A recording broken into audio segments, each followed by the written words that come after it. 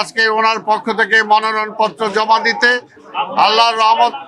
আল্লাহর রহমতে আমরা সুন্দরভাবে তার মনোনয়নপত্র জমা দিয়ে এসেছি।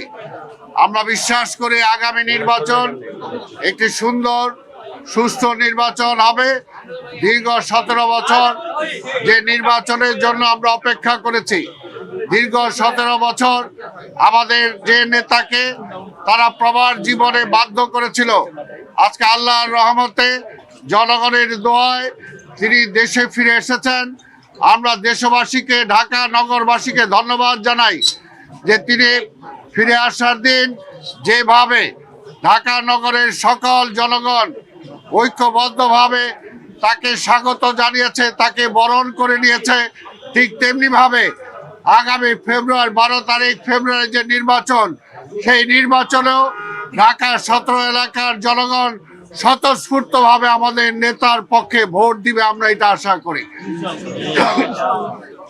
সমেত বন্ধুগণ, আমরা চাই, দেশের জনগণ দীর্ঘদিন ধরে অপেক্ষা করছে একটি ভোটের জন্য, এবং নতুন প্রজন্ম গত 3টি ভোট দিতে পারে নাই।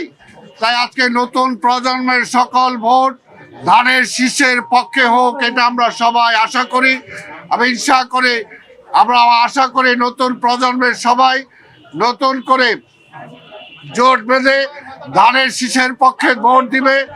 আজকে এখনো নির্বাচন বা দেশ সম্পর্কে অনেক ষড়যন্ত্র চলছে।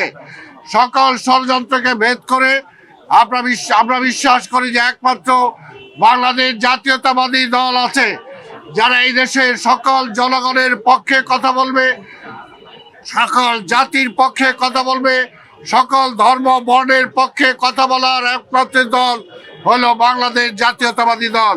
পুরুষের পক্ষে, মহিলার পক্ষে কথা বলার জন্য দল হলো বাংলাদেশ জাতীয়তাবাদী দল। তাই আগামী নির্বাচনে ঢাকা 17-এর সকল জনগণকে আমরা উদ্যত আহ্বান জানাবো, অনুরোধ করব দেশে গণতন্ত্রকে ফিরে আনার জন্য, দেশে একটি স্থিতিশীল পার্লামেন্টের ডেমোক্রেসি ফিরে পাওয়ার জন্য, দেশকে উন্নয়নের ধারে নিয়ে যাওয়ার জন্য আগামী দিনে তারা দেশনায়ক তারেক রহমানের পক্ষে ঢাকা 17 ধানের শীষে ভোট দিয়ে তাকে বিপুল ভোটে নির্বাচিত করবে।